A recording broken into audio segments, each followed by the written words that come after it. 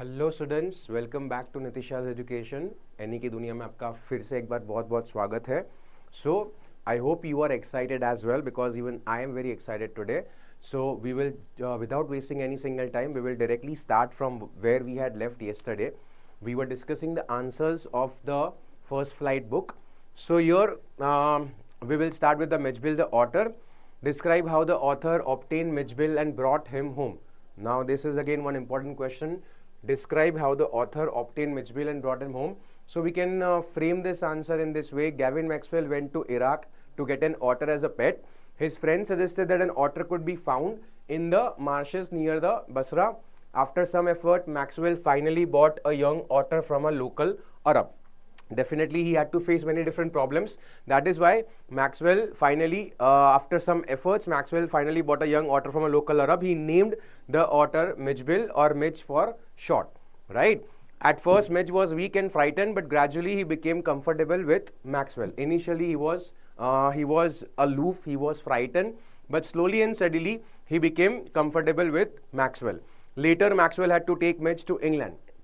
Then, during the journey, Mitch escaped from his box in the aeroplane and creating chaos. However, Maxwell managed to find him and safely bring home. So, we can frame this answer in a very sweet and simple short way. Okay, let's try and understand the second question. Describe Mitchell's playful nature and habits.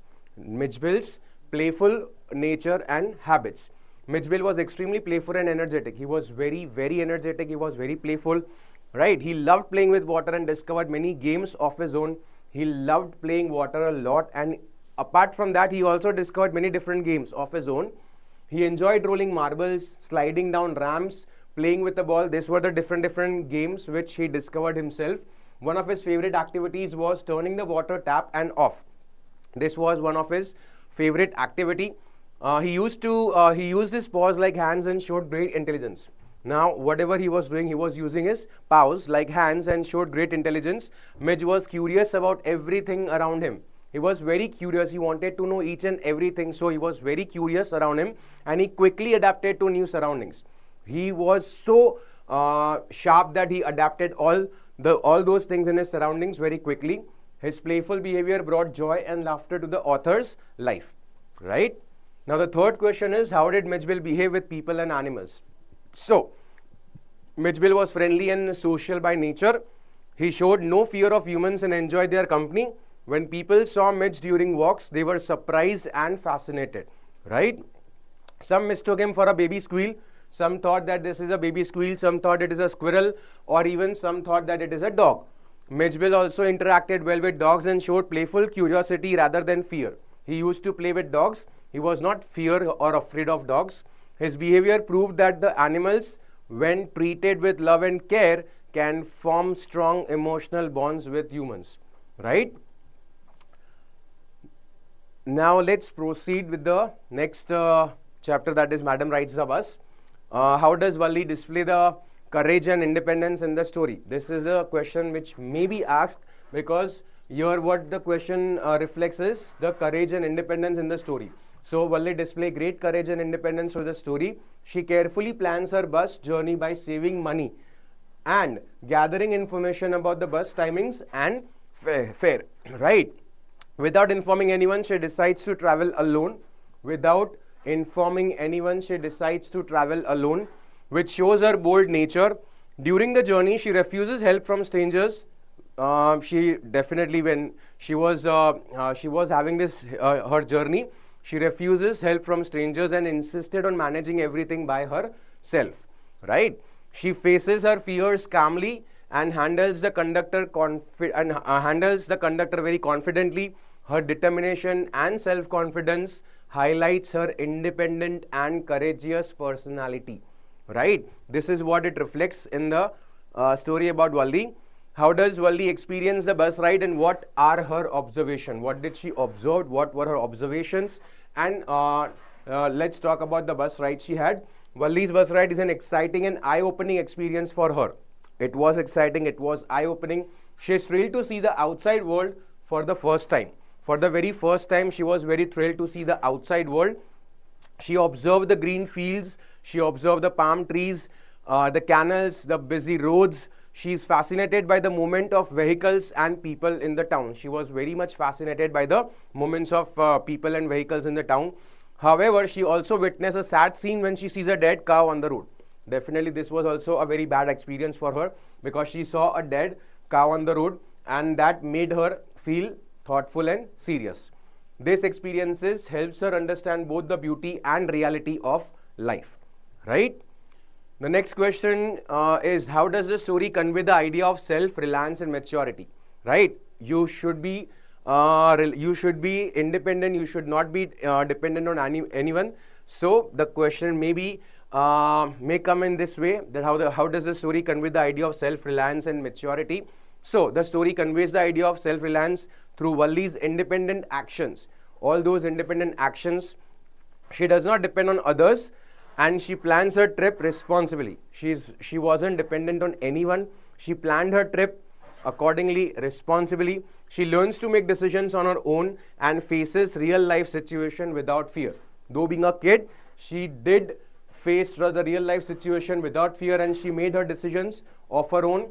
The incident of the dead cow makes her more mature and thoughtful, right? This incident made her very much mature and very much thoughtful. By the end of the story, Valli returns home quietly without boasting, showing emotional growth and maturity. The story teaches that independence leads to self-confidence and personal development, right? Now let's proceed with the sermon at Banaras.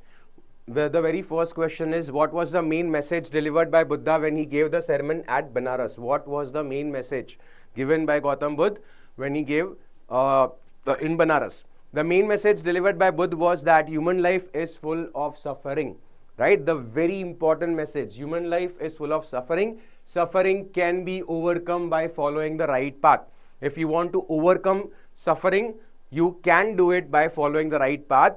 He explained that suffering is caused by desire and attachment. Now, why? What is the reason behind why people are suffering? So the reason is all about all the desires and all the attachments. According to Buddha, by controlling desires and following the eightfold path, a person can achieve peace and freedom from suffering, right? He also thought that life involves birth, old age, sickness, death. These are inevitable and these are unavoidable. However, by practicing right conduct, right thinking and right meditation, one can attain nirvana, which means freedom from pain and sorrow. This was the message given by Gautam Buddha. Yes, okay. Let's proceed. How does Buddha's approach to teaching differ from traditional religious teachings of the time? Okay. So, Gautam Buddha's approach to teaching was simple, practical, based on human experiences, right? Unlike traditional religious teachings, he did not emphasize rituals, sacrifices, or blind faith in gods. He encouraged people to think logically and understand the truth through self-realization. He believed that every individual is responsible for their own salvation. Every individual is responsible for their own salvation. Gautam Buddha taught compassion, non-violence, and self-control, making his teachings more human and accessible to common people, right? So here his method focused on inner change rather than external worship, right? Yes, we have got, Vikas. Thank you. Okay. Let's proceed with the next one, that is the proposal. What is the significance of the land dispute in the play? Right? This is from the chapter, the proposal. The land dispute is central to the play because it highlights the foolishness and materialistic nature of the characters, right? Lomo and Shubuko fight over the ownership of oxen meadows, which leads to unnecessary arguments and conflicts. Okay. Instead of focusing on Lomov's marriage proposal, both families became obsessed with the property. The dispute shows how people give more importance to wealth and land than to the relationships. It also exposes human pride, ego, and the desire to prove oneself right at any cost, right? The next question is, what is the role of humor in the play proposal? Now, this is a question in which we have to answer the role of humor. What is the role of humor in the play, the proposal? Humor plays a major role in making the play entertaining and meaningful. So the play proposal is entertaining and at the same time it is also very meaningful. The arguments between Lomov, Natalia and Shubukov are exaggerated and ridiculous, which creates comedy, right? Lomov's nervous nature and frequent fainting fits add to the humor. The sudden shift from romance to quarrels and then back to marriage makes the situation very funny, right? Through humor, the playwright criticizes human greed, ego, hypocrisy in a light-hearted manner, right? Next question is describe the Lumo's character. Now, this can be asked in the way write a character sketch of Lomo. So we can write in this way: Lomo is a wealthy but nervous man who suffers from anxiety and various imaginary illness. He is extremely concerned about his health and property, right? He is practical and comes with detailed documents to prove his claims. Lomo lacks emotional stability and often panics during arguments, right? Despite his weakness, he is honest and straightforward. His character represents the insecure and materialistic mindset of the upper class. Okay, so let's go with the next question, that is, how does the play portray marriage as a social contract? Again, one of the most important question. How does the play portray the marriage as a social contract? Right, let's try to understand the answer. The play shows marriage as a business arrangement rather than a bond of love. Lomov proposes to Natalia not out of affection but because she is suitable with property, a definitely suitable match with property. Both families are more interested in wealth, status and land than emotions. So even after quarreling and fainting, the marriage is fixed without any romantic connection. This highlights the shallow and practical approach towards marriage in the society, right?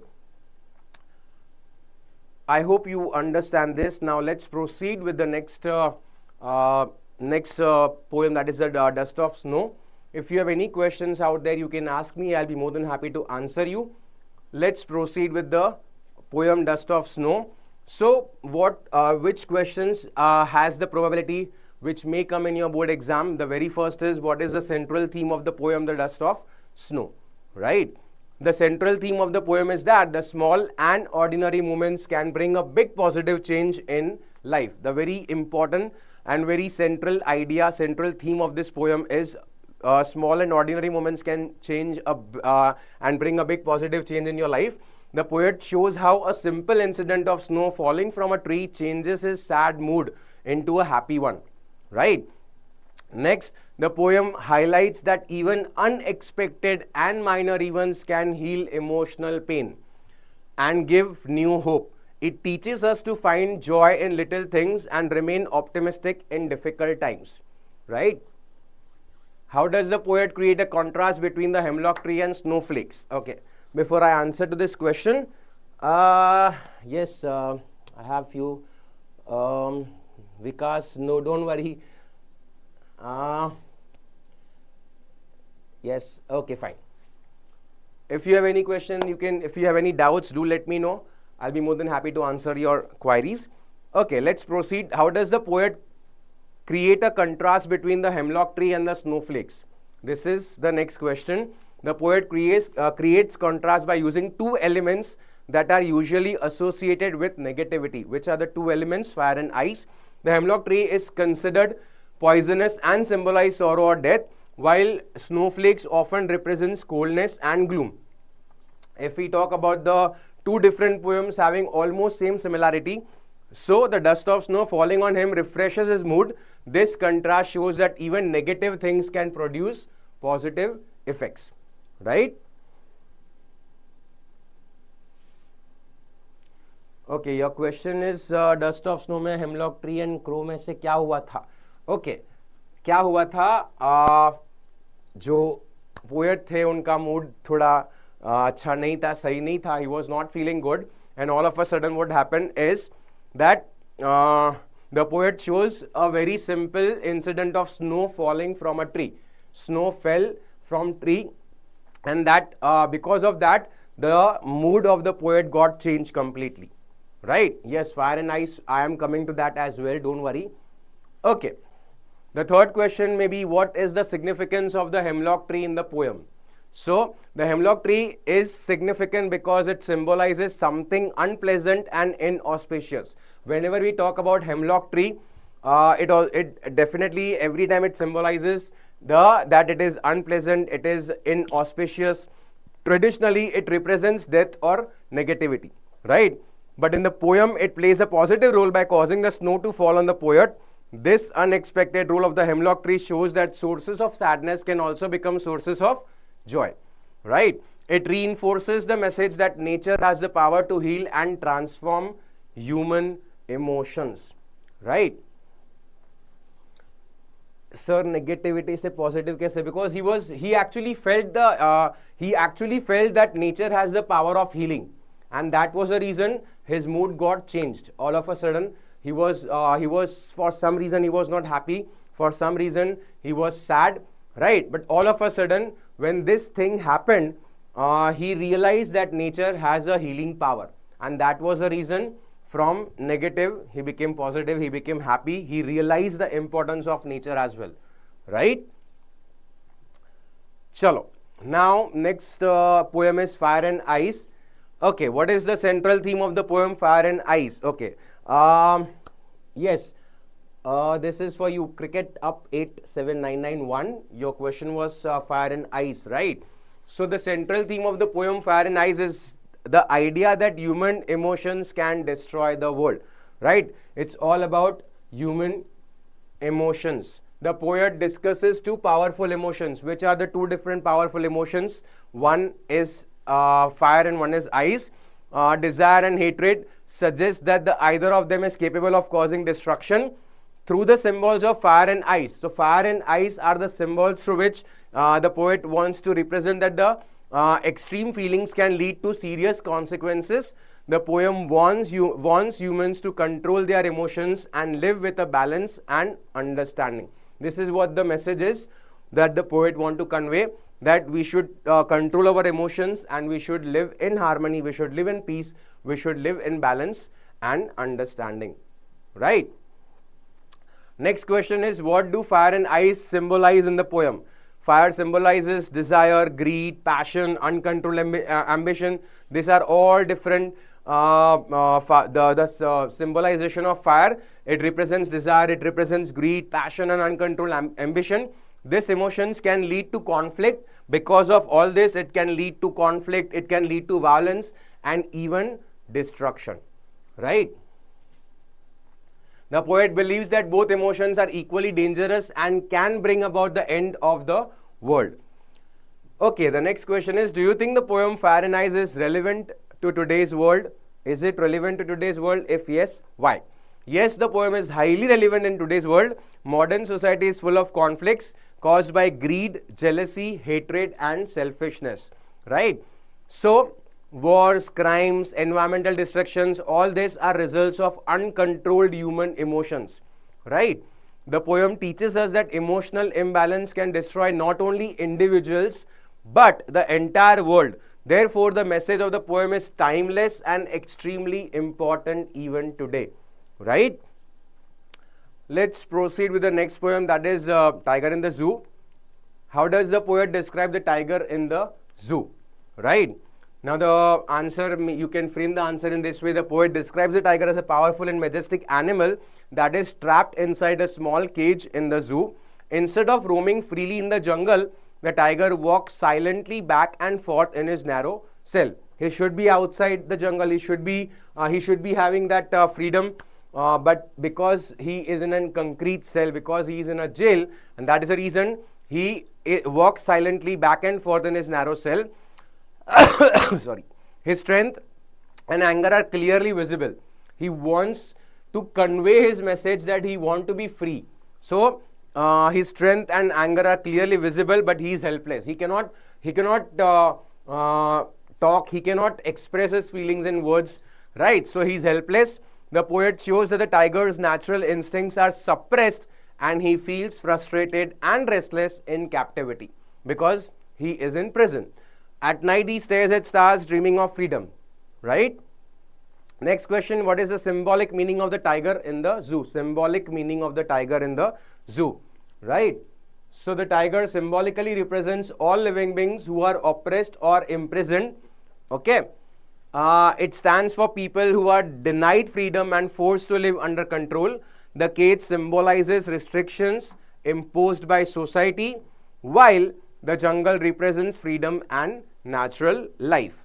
Through the tiger, the poet highlights that cruelty of captivity and the importance of liberty, right? The poem gives a strong message against the exploitation of both animals and humans. We should not exploit any animal, any human. This is the message what the poet wants to convey. Okay, sir, आप हिंदी में अच्छे से समझाए तो ज़्यादा सही रहेगा. But हमारी जो एग्जाम है वो इंग्लिश की है, राइट? सो हमारी प्रिपरेशन भी उसी हिसाब से होनी चाहिए. That is the reason I am explaining in English. Okay, चलो.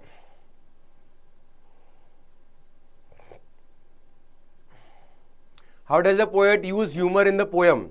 Okay, the poet used humor by giving exaggerated and ironic descriptions of dangerous situation. He makes fun of idea of recognizing animals. Sorry, this was I'm sorry.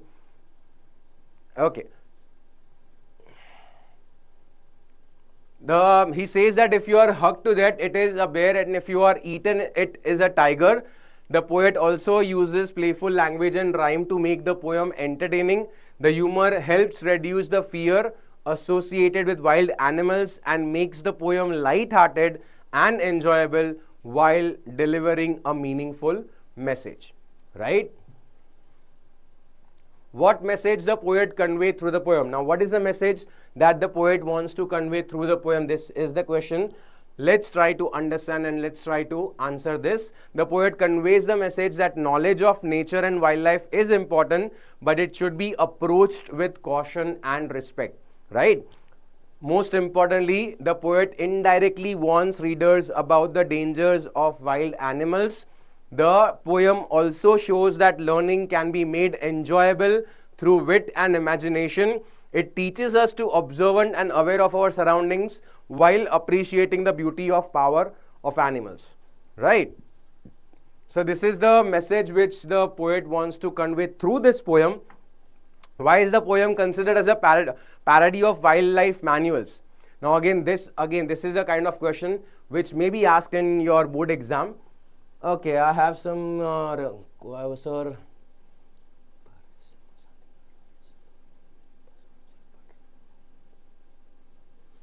Right पर अगर मैं आपको हिंदी में explain कर दूं suppose, तो क्या होगा, आपको आंसर फ्रेम करना, और ये this is the answers which we have prepared and we want you to answer all these questions accordingly. That is the reason I am reading and also explaining, right? I hope you can understand from our point of view, Sam, right? You have to write your paper in English. So we have prepared these answers. So that is the reason I am reading it and I am explaining so you can understand how to frame your answers. Okay. The ball poem. What is the central idea, central theme of the poem, The Ball? Now we already know the ball poem. It's all about a boy who loses a ball. He's playing with the ball and all of a sudden he loses his ball and he's angry. He's sad. He wants that ball back, right? So the central theme of the poem, the ball poem, is loss and the process of growing up. Most important thing, loss and the process of growing up. This is why the ball poem was being written by the poet. The poem shows that the young boy learns to deal with the pain of losing something dear to him. When the boy loses his ball, he feels helpless and sad. This small incident teaches him that loss is a part of life. Everyone should understand that loss is a part of life and we must try to accept it, right? The poem highlights emotional growth and maturity through the experience of loss. Yes, good afternoon, Vidu. Okay. How does the poem reflect the theme of the self-reliance? Now again, this is a kind of a question. Many times such kind of question, many students gets confused considering this type of question. How does the poem reflect the theme of self-reliance? Right? The meaning of this question is you should be independent, you should be reliable, you should be self-reliable, right?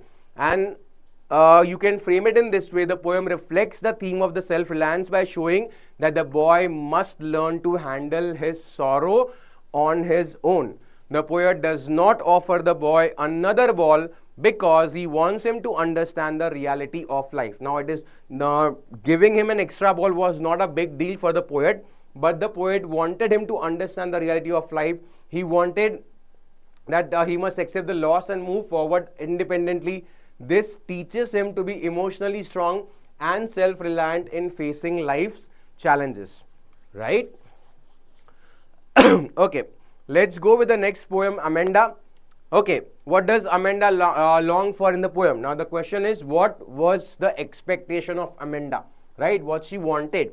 Amanda longs for freedom. She wanted peace, she wanted a life without constant instructions, and most importantly, she wished to live in a quiet and carefree world where no one scolds or controls her. This was what she wanted, right? Okay. This fantasy shows a desire to escape from the pressure of daily life and enjoy independence and happiness. Okay. We have a question, sir. Can we mention epistemology or of loss? Yes, definitely.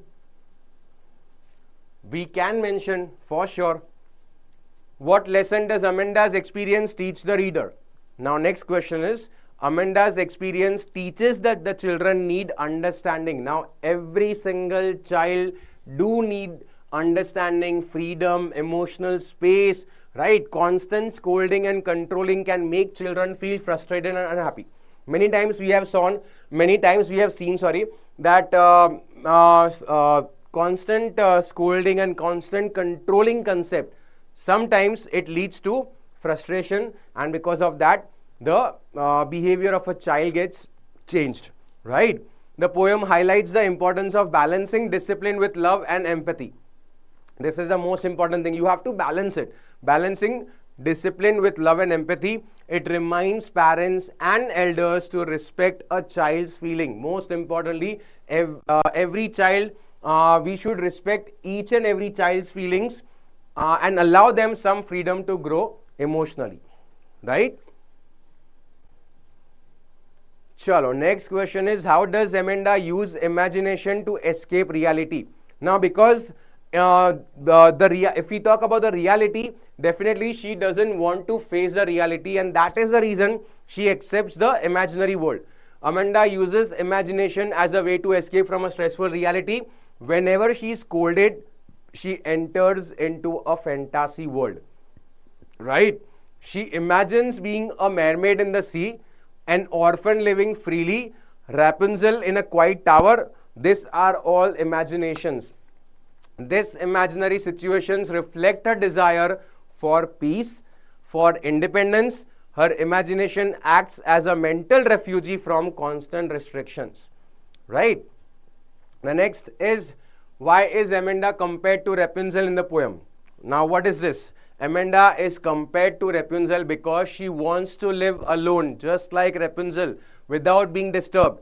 Like Rapunzel, she dreams of staying in a peaceful tower where no one gives her orders, right? So she's actually expecting, she wants to live a life like Rapunzel, right? Where no one gives her any orders, no restrictions, a peaceful tower. This comparison shows her desire for solitude and emotional freedom. It also reflects her wish to escape the controlling world and enjoy a calm life, right?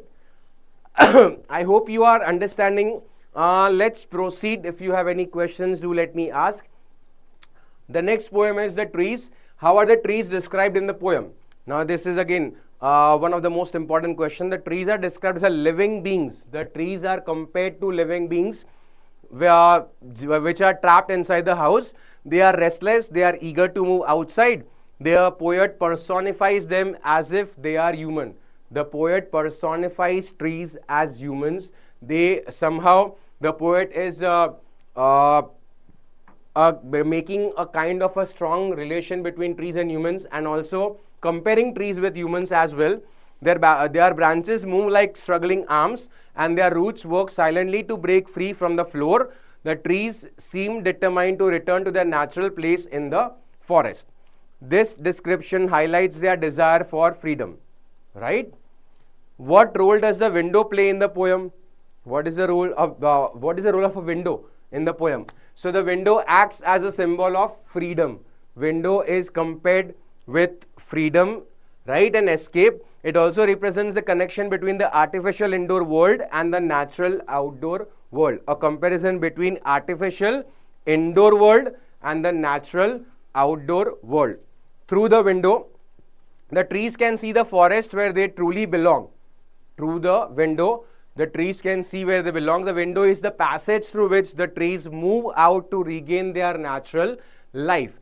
Window is the passage through which the trees move out to regain their natural life. It plays an important role in showing the transition from imprisonment to freedom, right?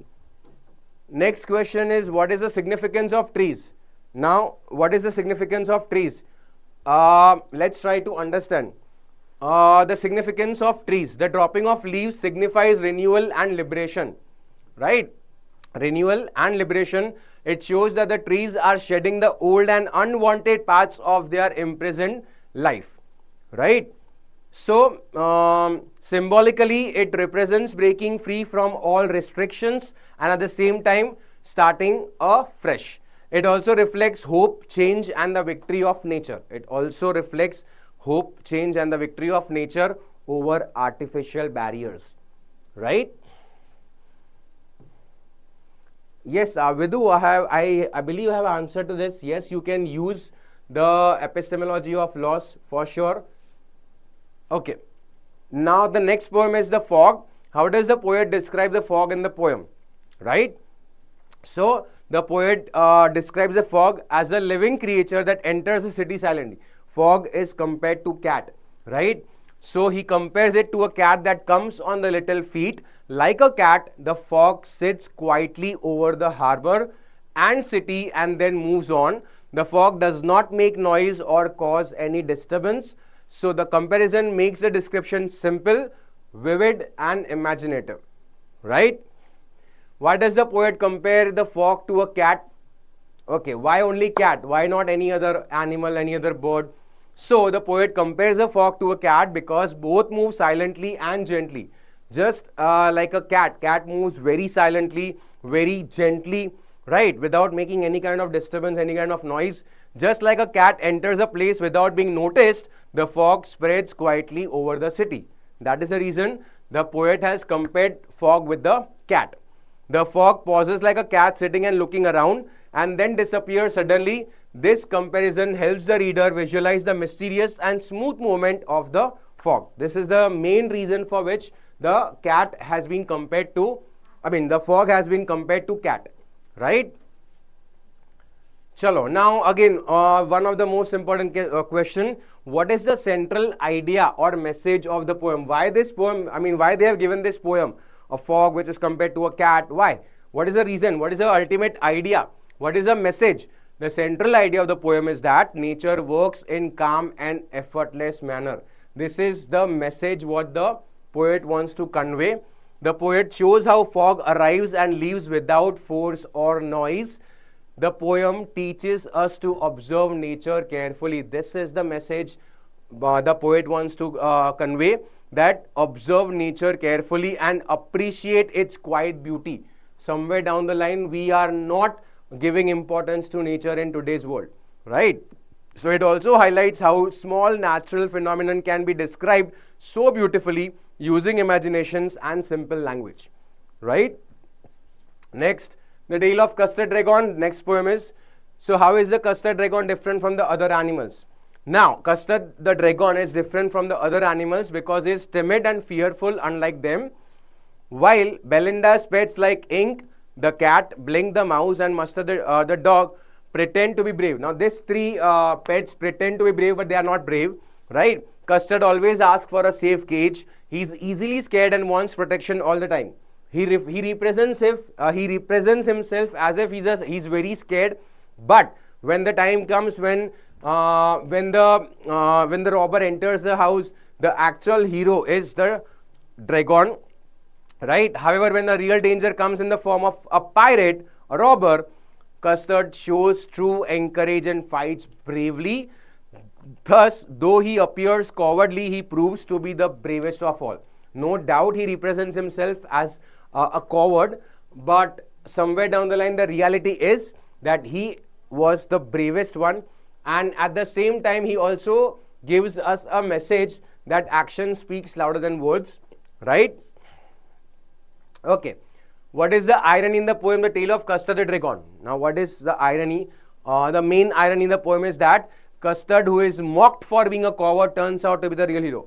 Now, the irony is that every single pet, even Belinda, was somehow considering Custard as a coward.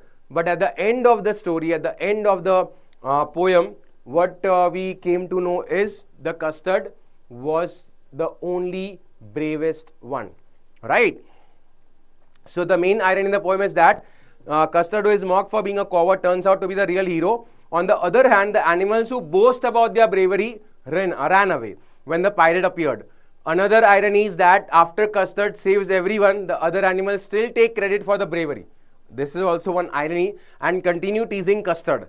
This contrast between appearance and reality creates a humor and delivers the message that true courage is shown through actions, not words. Right? Let's proceed with the next poem, that is for Annie Gregory. Okay. What is the central theme of the poem for Annie Gregory? So the central theme of the poem for Annie Gregory is that true love should be based on inner qualities. This is the message the poet wants to convey, that true love should be based on the inner qualities, not physical appearance, right? So the poet emphasizes that people are often attracted to outer beauty and such as looks and hair, but this attraction is temporary. Whenever we are attracted to someone because of their looks, because of their hair, because of their beauty, because of their money, right? It is temporary. Real love comes from a person's nature, character and values. These are the three things which we should look for whenever we love someone, right? So we should try to understand we should try to understand the nature, the character and the values of that person. The poem teaches that external beauty fades with time, right? Whatever external beauty because of which we are running through, it fades with time, but the inner beauty always remains permanent. And which are the inner beauty? The inner beauty is nature, character and values, right? The next question is, why is for Annie Gregory considered a poem on moral values? On moral values. For Annie Gregory is considered a poem on moral values because it teaches an important life lessons, right, about judging people beyond their physical appearance. Okay, the poet also advises Annie that people may love her for her yellow hair, but such love is shallow, right? You can say such love is temporary. He believes that one should be loved for who they truly are, right? And not how they look. The poem promotes values like, now what is the message poem wants to convey? He wants to convey the importance of sincerity, honesty, appreciation of inner beauty, making it morally meaningful poem, right? Chalo. We have finished the first book, that is First Flight, along with all the poems. I have also discussed all the answers. Now we will start our another book, supplementary, and we will start with the explanation summary, and then we will discussing the answers as well. Okay. So, just give me 1 minute.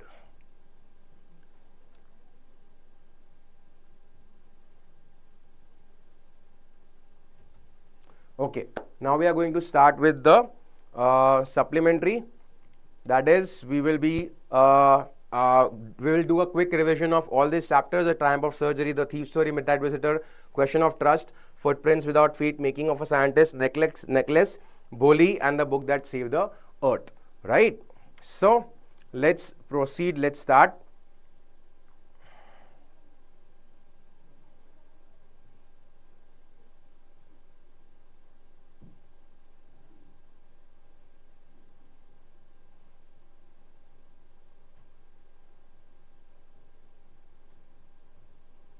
Okay.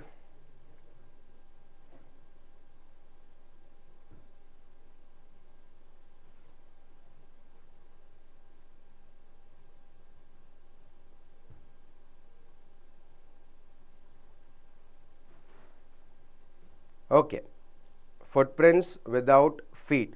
So the very first chapter is a triumph of surgery. We already know about this chapter, but let's try to understand the triumph of surgery written by James Harriet. Let's try to do a quick revision considering this chapter.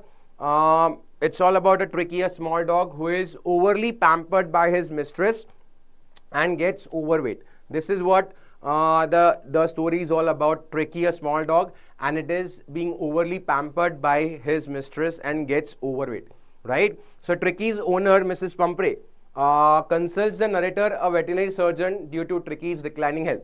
Now Tricky's health is declining, and due to which the mistress, Mrs. Pumphrey, consults the narrator, that is a veterinary doctor, surgeon, right? The surgeon advises Mr. Pumphrey to put Tricky on a strict diet and increase his exercise. Now the surgeon gives an advice that you should put Tricky on a strict diet and increase his exercise. Mrs. Pumphrey finds it difficult to adhere to the new regime and pampers Tricky with excessive treats and comforts. Now somehow Mrs. Pumphrey ignores the suggestion, the advice of the surgeon. The surgeon decides to hospitalize Tricky to monitor his progress and save him from the further health complication. This is the next step. The surgeon decides to hospitalize him. Tricky was inactive and ate nothing for 2 days. Now, initially, when Tricky was hospitalized, he was inactive. He was not doing any kind of movements. He was not reacting, right? However, on the third day, Tricky improved, became more active. On the third day, he became active, he improved, he started socializing with other dogs, and he also played with them, right? So Mrs. Pumphrey anxiously awaits updates on the Tricky's recovery and sends fancy treats. So now Mrs. Pumphrey is very worried. So she keeps on sending something and something. The treats were happily consumed by the surgeon and his partners. When she came to the hospital to pick up her pet, the dog joyfully greeted his mistress and jumped on her lap. She was very happy that the Tricky was being cured. After 2 weeks, the narrator informs Mrs. Pumphrey that Tricky has fully recovered. Tricky happily reunites with Mrs. Pumphrey and displays his new-found energy, right? So what is the moral of this story? Why they have given this story?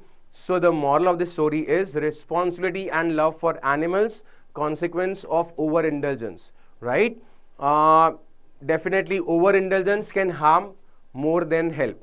Many times if you are overindulgent, it can harm, right, a lot.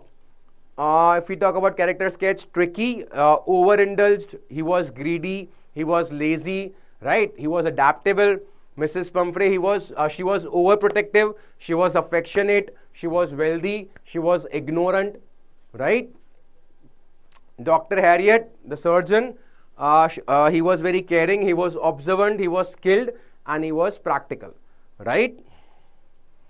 Okay, so these are the questions which may be asked in your board exam. What is the problem with the Tricky, the dog? How does the doctor treat Tricky, and what does the title, A Triumph of Surgery, mean? Right? The next story is the thief story. Again, one of the most interesting story written by Ruskin Bond. Let's do a quick revision. The protagonist, Hari Singh, an experienced thief. Now, this is the thief named Hari Singh, encounters Anil, a kind-hearted and trusting young writer. Now, this is what the story is all about. The protagonist, Hari Singh, and Anil.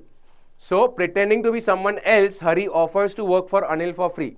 Now, he pretends himself as if he is someone he's someone else. So Hari offers to work for Anil. Hari offers Anil that he will be working for him for free. Anil takes the thief in. Anil considers, okay, fine. Anil teaches him cooking and also writing. The thief thinks about stealing the money Anil made from selling a book. Now, somewhere down the line, Hari Singh collects all the information and he knows that Anil has made the money by selling a book. Despite hesitation, the thief steals the money but misses the opportunity to escape on a train. Right? Definitely, he was very hesitant to rob a person like Anil, but he steals the money, but somewhere down the line, he realizes that he has done something wrong and he misses the opportunity to escape on a train. Hari Singh regrets, and as if the thief realized the weight of his action in the rain-soaked night, the thief decides to return the stolen money. Now he realizes that he had made a very big mistake. So he returns back and he wants to he wants to return the stolen money, driven by the value of education and a chance for a better life. He thinks that if I get education from Anil, if I learn to read and write, and most importantly, he understood the value of education, so he wanted a different life. Anil reveals he knew about the theft but shows no anger or disappointments. When Hari Singh returned back, Anil knew that he had done the robbery thing, but still he somewhere down the line he takes it for granted as if he doesn't know. Anil continues to teach the thief, promising regular payment and reinforcing the trust. Okay. So this is the story. What is the moral? Transformative power of trust. Transformation is necessary. Kindness is necessary, and education is important. Right? Trust and kindness can transform even the most dishonest individual. This is the message what the poet wants to convey. Trust and kindness. These are the two elements that can transform us, that can transform anyone, even the dishonest individual. Right? If we talk about character sketch, yes, Hari Singh, he was very clever, manipulative, but capable of change. Talking about the thief. And Anil, he was very kind, he was very trusting, he was very generous, and he did have that patience. Right? Now, next chapter, The Midnight Visitor, written by Robert Arthur. Let's try to understand this as well. Oswald, who is described as a fat and with an American accent, doesn't fit the typical image of a secret agent. Now, Oswald is an agent, so he does not fit at all if we talk about agent. Whenever we talk about a spy, a agent, a detective, right, we visualize that particular person, that how he might be, right? But this person, because he's very fat, he has an American accent and he does not fit anyhow, considering as an agent. Oswald invites Fowler, a young writer. Now, second character is Fowler, a young writer, to a small and unromantic hotel room in France. Oswald dismisses Fowler's disappointment and assures him that an important paper is expected to arrive which may have an impact on history. Now, somewhere down the line, Oswald dismisses Fowler's disappointment. Fowler was disappointed, but somewhere down the line, Oswald is telling Fowler that don't worry, you are going to get a very big breakthrough, because he was about to receive an important document. Upon entering the room, they discover Max, another secret agent. Now, this is a third character. Max, he was also a secret agent. He was standing with a pistol in hand. Oswald seems surprised by Max's presence. Now, Oswald did knew Max. Max did knew Oswald. Both of them knew each other. So, he was very surprised to see Max. And Oswald asked Max why he was in that room. Max expresses his desire to obtain the report. He wanted that report which Oswald was about to get. So, Max expresses his desire to obtain the report concerning new missiles, believing it would be more secure with him. This was a reason which Max gave to Oswald, that I want that report, it will be more safe as compared to you. Oswald mentions that someone had to previously entered his room through a balcony. Now, here Oswald makes a story, a false story, that Previously someone has entered in his room through a balcony that belonged to the adjacent apartment. This was all a false story, a lie, just to manipulate Max. Ausable mentions that someone had previously entered in his room through a balcony that belonged to the adjacent apartment. Max learns about the balcony but says he's used as a passkey to enter. Now Max is actually explaining that he didn't knew. If he knew, he wouldn't have made a passkey. Ausable explains that he asked the police to check on him for extra protection, causing Max to become nervous. Now he said that I have already informed. Ausable told Max he had already informed police for the extra protection, and because of this Max got nervous. Max thought that police will come. When there is knocking, Max thinks it's the police, but it turns out to be just a waiter with drinks. Now someone at the door started knocking. Because of the story which was created by the Ausable, Max thought that police are about to enter the house, but it was not the police who were knocking, it was a waiter, right? So this was the story, and he jumped out of the balcony. Max jumped out of the balcony. So what is the moral? Wit over brown. If we talk about insights, cleverness and presence of mind. This is the most important thing. The message: cleverness and presence of mind can overcome dangerous situations. Your presence of mind is important, right? Yes, Sarika, you have a doubt. Please let me know what's your doubt. The question, if we talk about character sketch about Ausable, he was intelligent, he was quick-witted, he was calm, he was resourceful. If we talk about Max, definitely he was a foolish, impulsive, overconfident. And if we talk about Fowler, definitely he was curious, inexperienced and impressionable. Okay.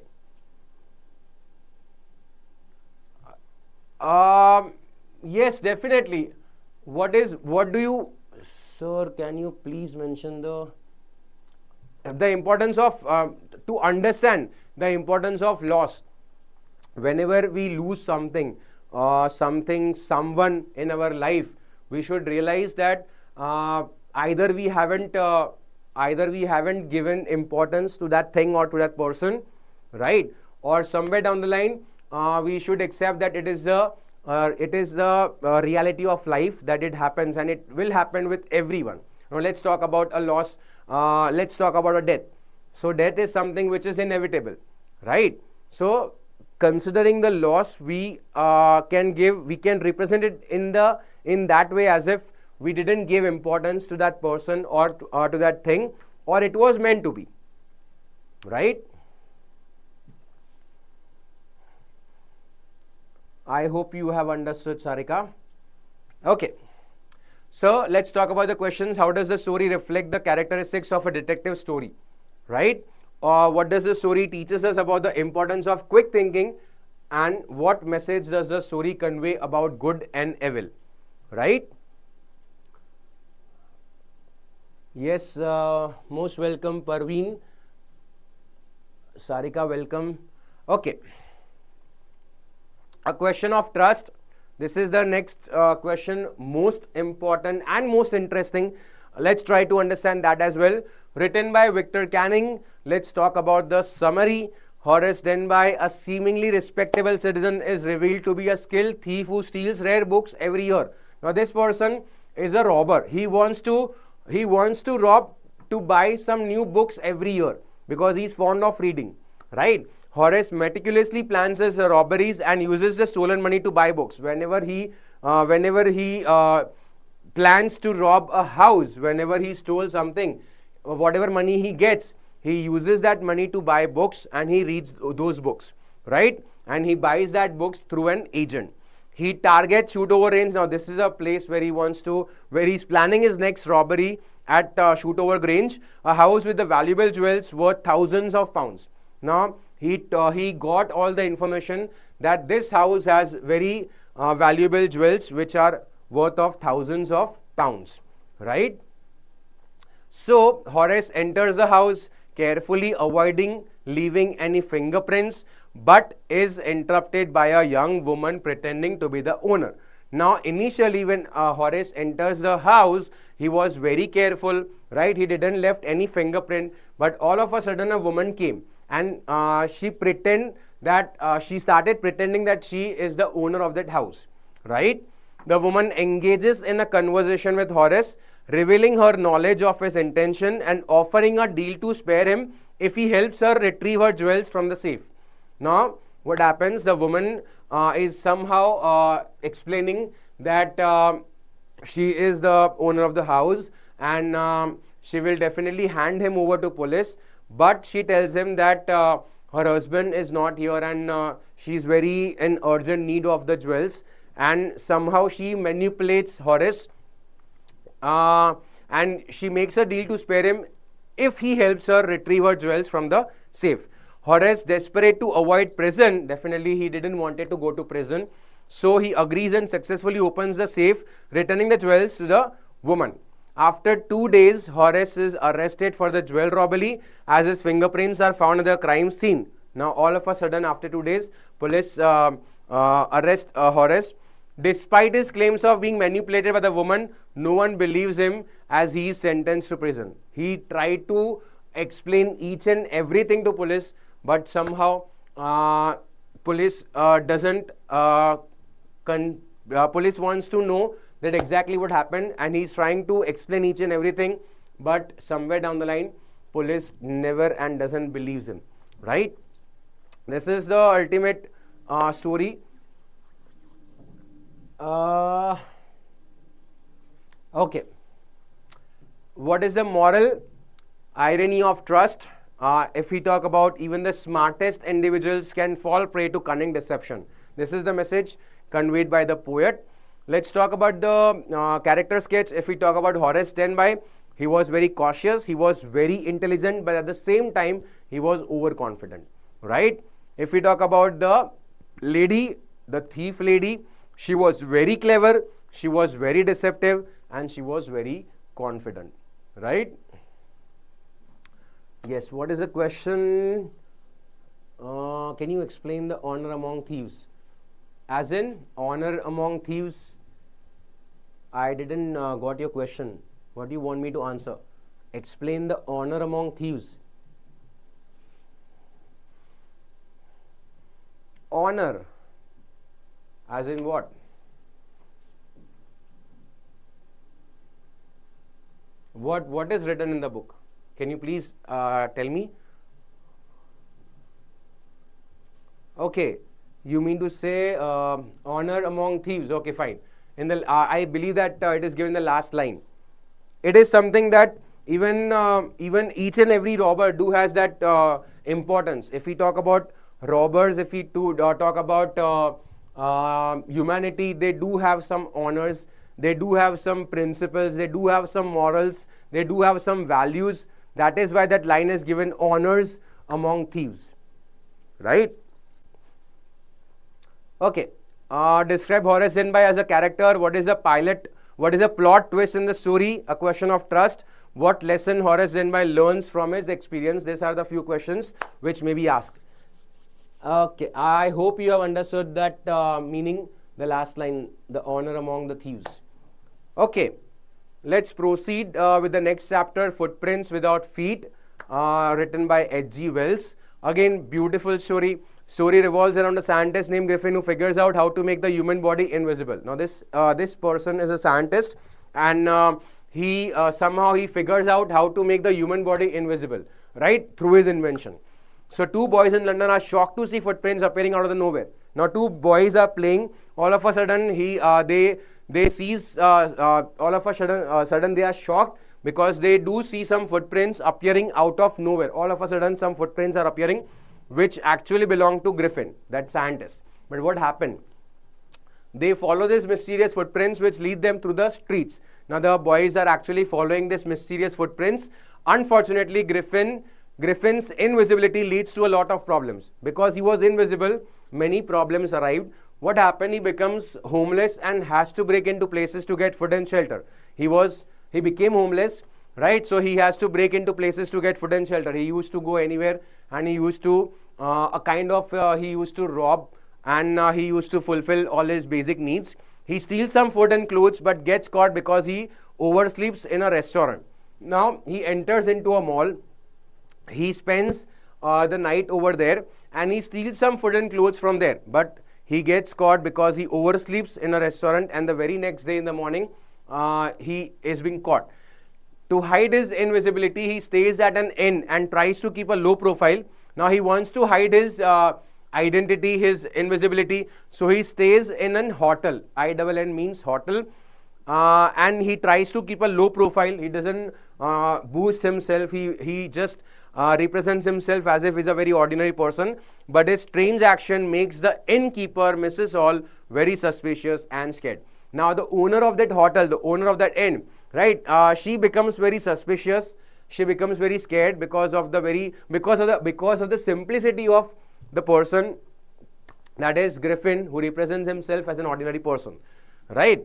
So Griffin can't control his temper and reveals his secret when he's confronted, causing fear and chaos. Now, because Griffin was getting angry day by day, so he couldn't control his temper, and he revealed all his secret when he's confronted, causing fear and chaos. Mr. Jeffers, now this is another character, a cop. The constable tries to arrest him, but Griffin's invisibility creates a strange and confusing situation. Because he was nowhere to see, because he was invisible. That was a reason many people tried their level best to catch Griffin, but in vain, right? What is the moral? Moral is beautiful moral, beautiful message: misuse of scientific discoveries and responsibilities, right? If we talk about insights, power should be used responsibly. Most important thing, whatever knowledge we have, whatever experience we have, whatever power we have, we should use it judicially, responsibly, and we should not behave in an unethical behavior, because it leads to downfall. Let's talk about the character sketch. If we talk about Griffin, he was very brilliant, ambitious, but immoral and reckless. If we talk about landlady, she was suspicious, she was greedy, and she was alert, right? I hope you have understood this as well. So let's proceed with the next chapter, the making of a scientist. Again, a kind of a same chapter, scientist. So this is written by Richard Ebright. Let's talk about the summary.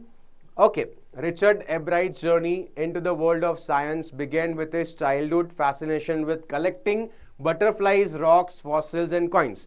These were his hobbies, right?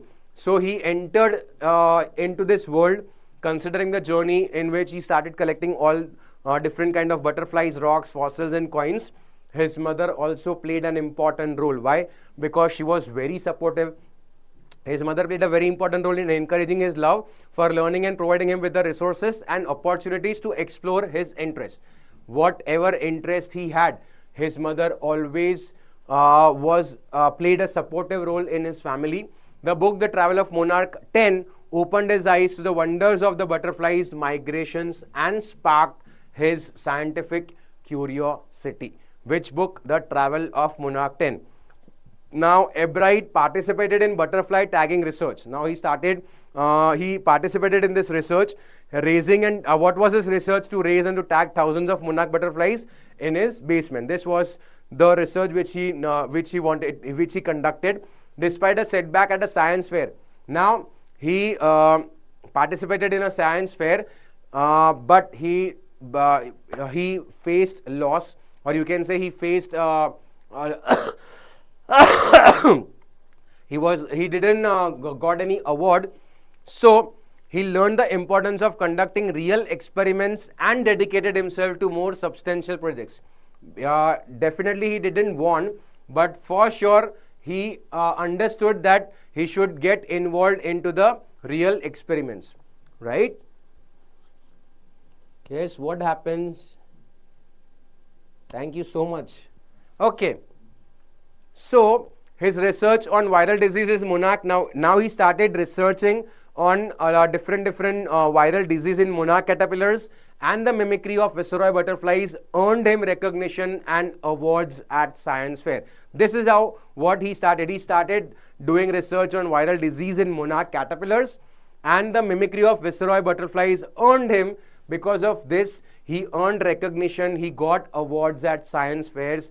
Ebright's investigation into gold spots of now next investigation, his next invention was the gold spots on monarch pupa led to the significant discoveries in insect hormone research, indicating his maturity as a scientist. This was his next project.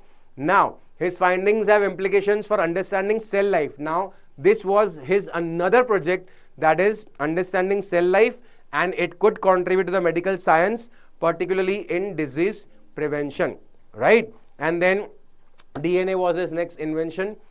Beyond his scientific achievements, Ebright was also well-rounded excellence in academics, debate, and definitely he was interested in many much more things apart from scientific achievements. So this is the story of the scientist Ebright. Now let's talk about the morals. Obviously, he was very curious. He was very perseverant. He was very passionate. He was very dedicated, and because of that, it led him to success, right? Okay, let's talk about the question answers. How did Richard Ebright's interest in science develop? One of the most important question. Next, what is the main lesson Richard Ebright learns from his failure in the fair? We are going to discuss all the answers. Don't worry about that. So, if we talk about the supplementary book, don't worry. We are going to discuss all the answers in detail as well, right? If we talk about character sketch, Richard Ebright, he was hardworking, he was curious, he was very determined. If we talk about Ebright's mother, she was very supportive and definitely very knowledgeable. And if we talk about Dr. Urquhart, he was very inspirational, he was very knowledgeable, and definitely he was a good guide. Okay, now next chapter, the necklace, which is written by Guy de Maupassant. Let's talk about the summary. Okay, Madame Loisel is unhappy because she believes she was born for a life of luxury and elegance, but she married a humble clerk and lives in poverty. Now, this is the first character, Madame Loisel, right? Because she thinks she's very unhappy because she thinks that she was born for a life of luxury and elegance, but somewhere down the line, she married a humble clerk and lives in poverty. So, she's regretting about her life. Loisel's husband surprises her without invitation to a grand party at the minister's residence. Now her husband, all of a sudden, he gives him a surprise by inviting on a minister's residence, but she's upset because she doesn't have that good kind of dress. She doesn't have any good, expensive jewelries, right? All the answers of this question we'll be discussing tomorrow, right? So, Madam, she's upset because she doesn't have a suitable dress or jewelry. So, Loisel borrows a beautiful diamond necklace. Now, she thinks that she can, borrow a loan from her friend, from her school friend. So, Loisel borrows a beautiful diamond necklace from her friend, Madame Frostier, for the party. At the party now, they are all set to go to party. At the party, Loisel is a great success. Everyone, she is the center of the attraction in the party. She becomes the center of the attraction in the party, right? She's a great success and enjoys the admiration. Many people, in fact, many of the people started admiring her beauty. But she loses the necklace on the way home. Now, all of a sudden, when she was about to return, she realized that she has lost the necklace. Loisel and her husband search for the necklace but are unable to find it. They tried their level best to find it, but in vain. So they decide to replace it without Frostier's knowledge. Now they had an idea. They will replace the necklace without informing Frostier. But what will be it cost to them? They purchase a new necklace, taking out loans and living a life of poverty. Now, whatever saving they had, right, they purchased a new necklace, they took loans, right, and because of that they had to live in poverty for 10 years to repay those loans, right? Loisel encounters Frostier after many years. After many years, somehow one day they come face to face. Loisel and Frostier, they comes face to face after many years, and Frostier reveals the truth about the lost necklace and their struggles to replace it. Now Louisel reveals that what happened in the party, and Frostier reveals that the necklace which you had took was not the real one, it was a fake one. Frostier confessed that the original necklace was a fake, worth only a fraction of the cost of the replacement, right? Louisel realizes that their years of hardship were unnecessary, and she feels a mix of contentment and pride for enduring the challenges. She also feels that she was feeling that mixture of contentment, and she was also feeling proud of herself, right? But what is the moral of this story? Why this story? Why they have given this story? So moral is folly of vanity, materialism, and pride. Materialism. This is the particular word. We are actually running behind this thing, right? We want to live in materialistic world, right? Instead of that, we should start living in realistic world. We should be happy for what we have, right? So contentment is the key to happiness. Be happy for whatever you have in your life. If you are not very rich, right? If you do not have all those prestigious things in your life, precious things in your life, still be happy, right? So contentment is the key to happiness. Let's talk about the character sketch. Matilda, vain, materialistic, dissatisfied, proud. If we talk about her husband, he was very kind, he was very supportive, he was very selfless. If we talk about Frostier, she was very wealthy, she was very rich, and she was very generous, right? Chalo. Let's talk about the next chapter, that is Boli. Okay, so which is written by K.A. Abbas. Let's talk about summary. Again, in this story, a very beautiful message. They have given a very beautiful message, the importance of education, right? Let's try to understand. So, Sulekha, known as Boli. This is the first character. Her real name is Sulekha, but she was known as Boli. She was the fourth daughter of the Nambardar Ramlal and was considered a simpleton. She was the fourth daughter, 4 daughters, and the fourth one. Boli had facial disfigurement from the smallpox. She had this kind of a disease, we can say, facial disfigurement from the smallpox, and also suffered from a speech impediment. She was unable to speak properly, right? That was the reason. It caused her to be teased and mocked by other children because she was not having that good and very simple speech. She was unable to talk in a very clearly. That was the reason many people started teasing her, and many people and she was mocked by many children. Ramlal had 7 children. Boli was the youngest one, right? 4 daughters and 3 sons, 7 children, and the youngest one, the smallest one, was Boli. The family was prosperous except for Boli, who lacked good looks and intelligence. Everyone was best, everyone was okay, but Boli, who lacked in good looks and in intelligence. A primary school for girls opened in the village, and Tehsildar urged Ramlal to send his daughters to school as an example to others. Now what happened in the village? A new school got opened, and the Tehsildar requested Ramlal to send Boli to school, and this may be as to set a good example for others. So Boli's mother was initially against sending the girls to school, fearing it would affect their chances of marriage. She suggested sending Boli, believing the teachers could deal with her. Now, even her parents were frustrated. That was the reason her mother told, let Boli go to school and let the teachers handle this girl. So Boli's first day at school is filled with a fear and discomfort. She was very nervous. She was in fear. She was not comfortable, but she finds solace in the kind and the understanding teacher who encourages her. But the teacher, who was very polite, very humble, very down to earth, because of that, she finds some solace in the kind and the understanding nature of the teacher. The teacher helps Boli overcome her stammering. Now this is what the problem was with Boli. She stammered. She used to stammer. So, and instills in her a sense of hope and a desire for education. But the teacher knew that Boli can speak properly, right? And the teacher believed in her very much. Years pass and Boli's parents consider a marriage proposal. Now many many years passed, and Bholi, there came a proposal for Bholi for a marriage. It was from the Bishambarnath, a well-to-do grocer. Now this person, Bishambar, demands a large dowry when he discovers Bholi's disfigured face.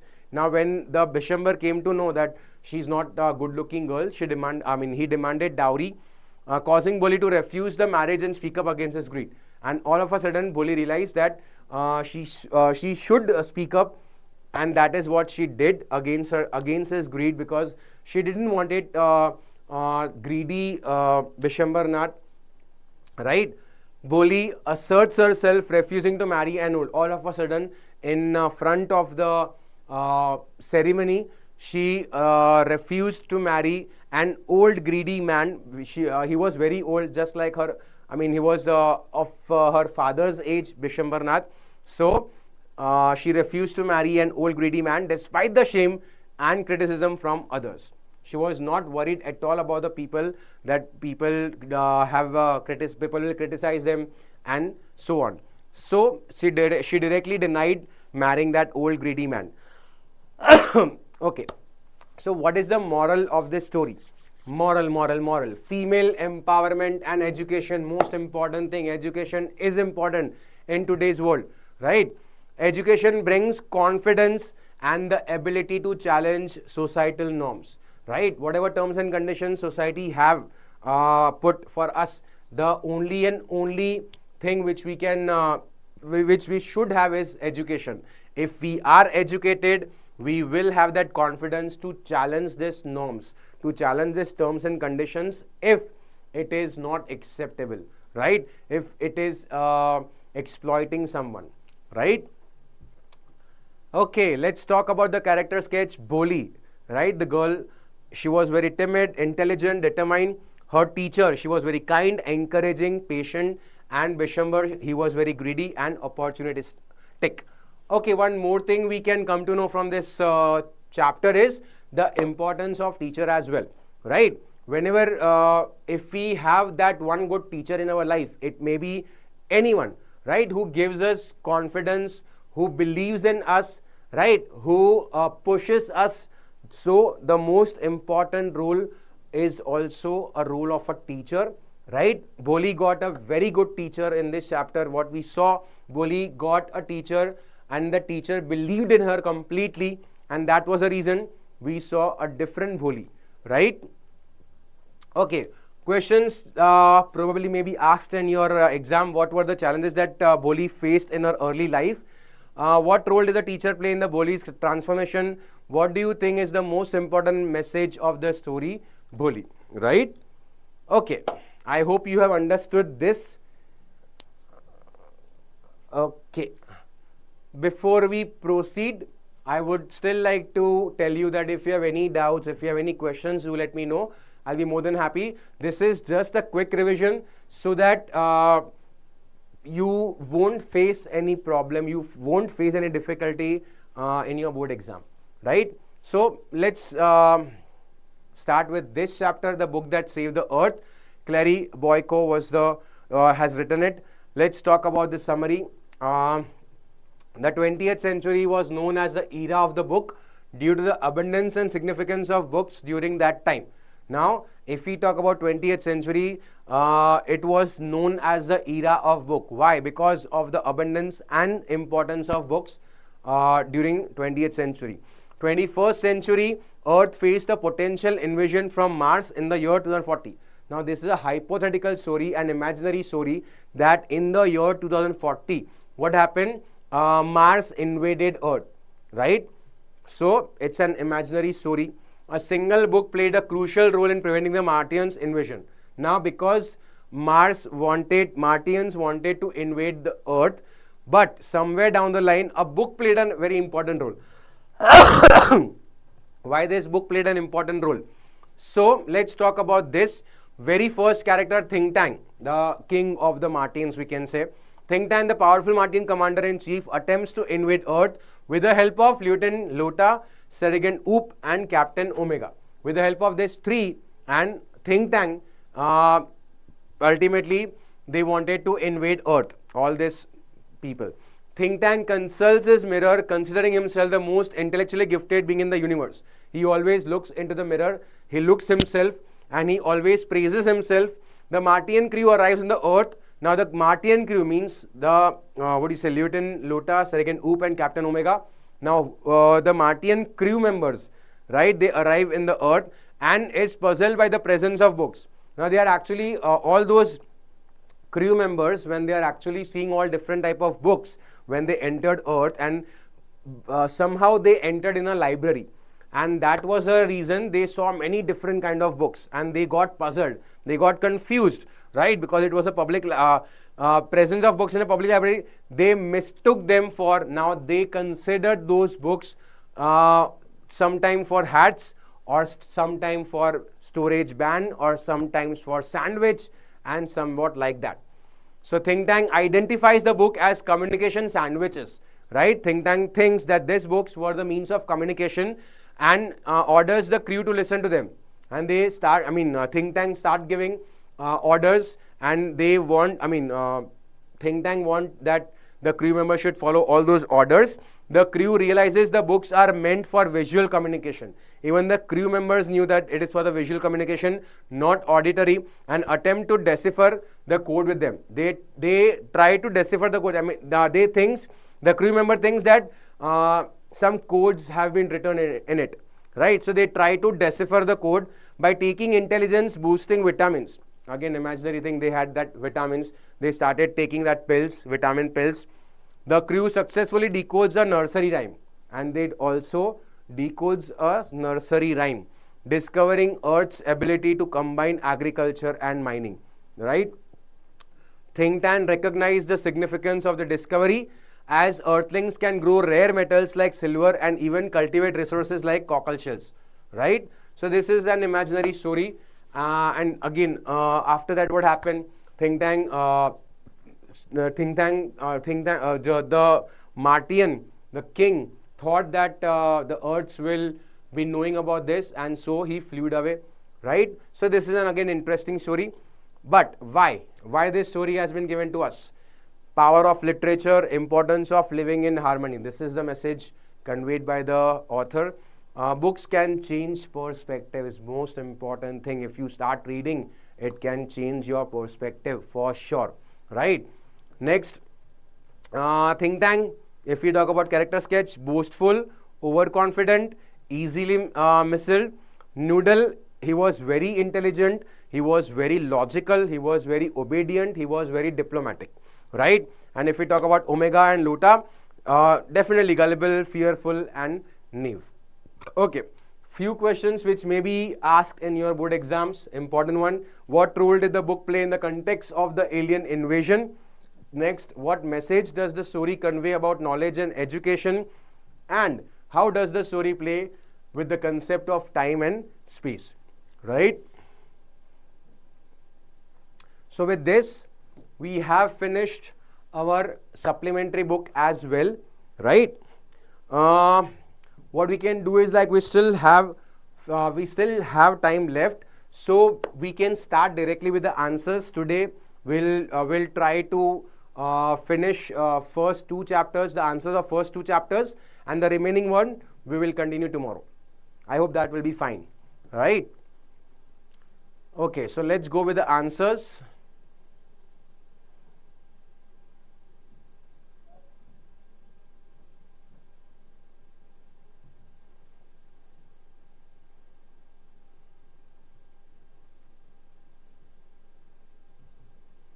Okay, so let's start with the first chapter of supplementary, A Triumph of Surgery. Important questions. What is the problem with Tricky, right? Considering what is the problem with the Tricky the dog. So Tricky's main problem is that he's overfed and pampered excessively. See, we have written these answers very to make you understand in a very simple way. So you can write in this way. You can try to understand, you can try to grasp this, and definitely you can frame it accordingly. Tricky's main problem is that he's overfed and pampered excessively by his owner, right, Mrs. Pumphrey. He's given rich food like cream cakes, chocolates, and malt. As a result, he becomes obsessed and inactive. he loses his appetite, he vomits frequently, and he shows no energy. His condition worsens because of lack of exercise. His conditions becomes worse day by day because he is not exercising, too much of indulgence in food. Tricky suffers from poor health due to overfeeding and excessive care, right? Next question is, how does the doctor treat Tricky? Now, what is the ultimate solution, or how does he treat Tricky? The doctor, Mr. Harriet, treats Tricky in a very simple and practical way. No medicines, no operations, no surgery, no injections, right? Instead of giving medicines, he takes the Tricky on his clinic and stops giving him rich food. He takes Tricky in his clinic and he stops giving him rich food, right? He puts Tricky on a strict diet and regular exercise routine. Strict diet, daily exercise, daily routine, exercise. Tricky is given normal food along with other dogs and allowed to run and play. Normal food along with other dogs, and he's allowed to run and he's allowed to play, doing all those physical exercise as well. Gradually he regains his appetite. Slowly and steadily he regains his appetite. He loses excess weight and he becomes active again, right? The treatment proves that discipline and proper care are more effective. Discipline and proper care, right, are effective than overindulgence. What does the title A Triumph of Surgery mean? Next question, again important one. So the title means a great success in medical treatment, right? However, it is ironic because no actual surgery is performed, right? A triumph over surgery. Triumph means victory, but here no surgery took place. The triumph refers to the doctor's successful treatment through simple diet, control and exercise. It also highlights the doctor's wisdom and understanding of the real problem. Now, again, doctor understood the problem and accordingly he treated Tricky. Thus, the title emphasized that the proper care and discipline can achieve remarkable results, right? The next is the thief story. How did Anil influence Hari Singh's life? How did he influence Hari Singh's life? Anil played a major role in transforming Hari Singh's life. Though Hari was a thief, Anil trusted him and treated him kindly, right? Though he was a thief, but still Anil trusted Hari, and treated him very kindly. He promised to teach him how to read and write, which would help him earn money honestly in the future, right? When Hari stole money and later returned, Anil did not scold or hand him over the police. Instead, he silently forgave him and continued teaching him, right? So, the kindness and trust awakened Hari's conscience and inspired him to change his dishonest ways. Okay.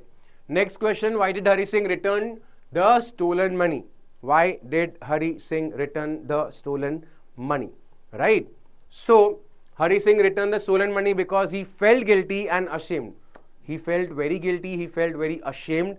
After stealing the money, he realized that Anil trusted him completely, right?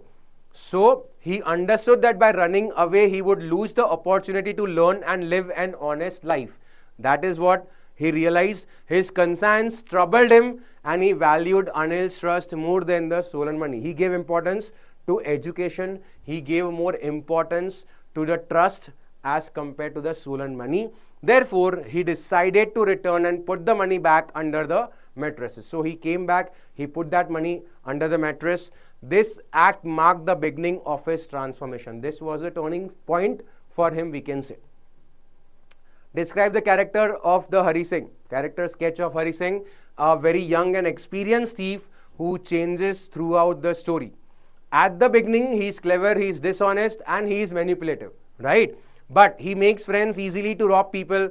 But however, after meeting Anil, he gets transformed. He begins to develop feelings of trust and respect. His inner conflict between greed and honesty shows his human side, right? In the end, he chooses honesty over theft, showing growth and moral development, right?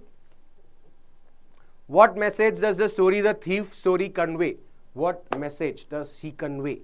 The story conveys the message that trust and kindness can reform a person, right? It shows that love and understanding are more powerful than punishment.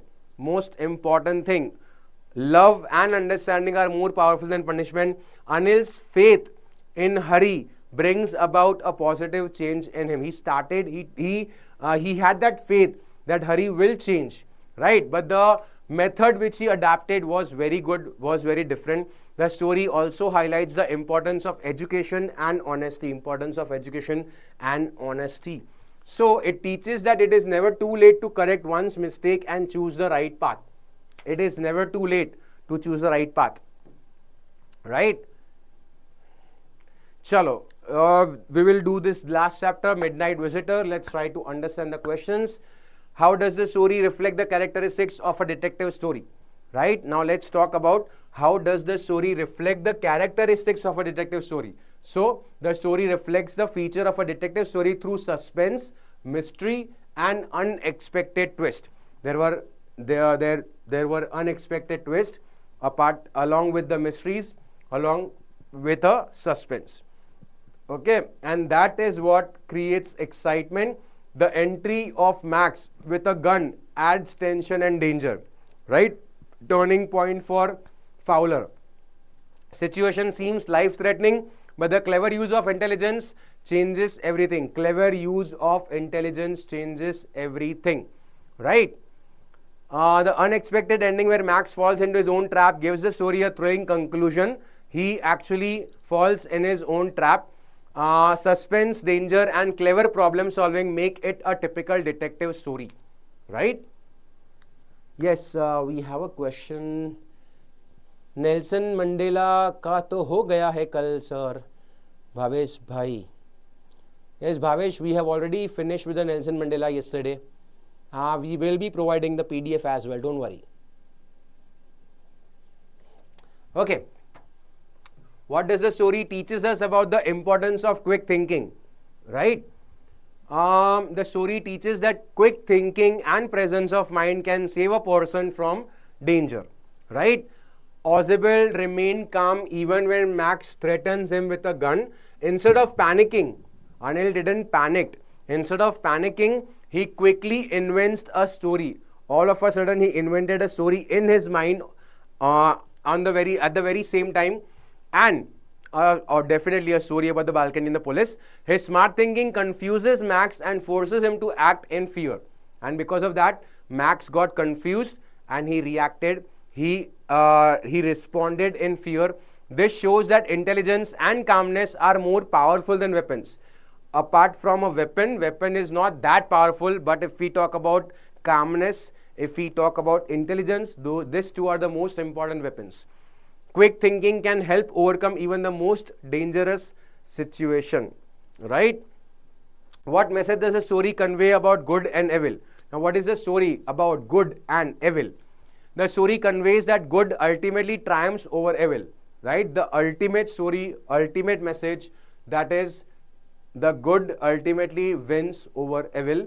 Ozebel represents intelligence, calmness, honesty. Max represents greed and crime, right? Max appears powerful with a gun. Max is powerful because he's having gun, right? But still he is defeated by Ozebel. Why? Because of his cleverness. The story shows that evil plans often fail due to overconfidence and foolishness, right? The story shows that evil plan often fails due to overconfidence and foolishness. It teaches that intelligence and righteousness will always overcome wrongdoing in the end, right? Now, okay, we will stop here. Tomorrow we will start from a question of trust. I hope you have understood. Keep learning all those things which I have explained. Make sure you read it one more time. Make sure you frame your answers accordingly. Again, when you write your answers, make sure you give the introduction, number one. You also write the main answer and then conclusion. So this don't forget this 3 criteria. All the best for your exams. I will be coming back tomorrow and we will be discussing from your on all those answers which are remaining considering our supplementary book. I hope you have understood. Thank you so much. See you tomorrow. Till then, keep learning. Please don't take it for granted. English exam is on Saturday, so all the best, and please keep learning. Thank you so much. Bye-bye.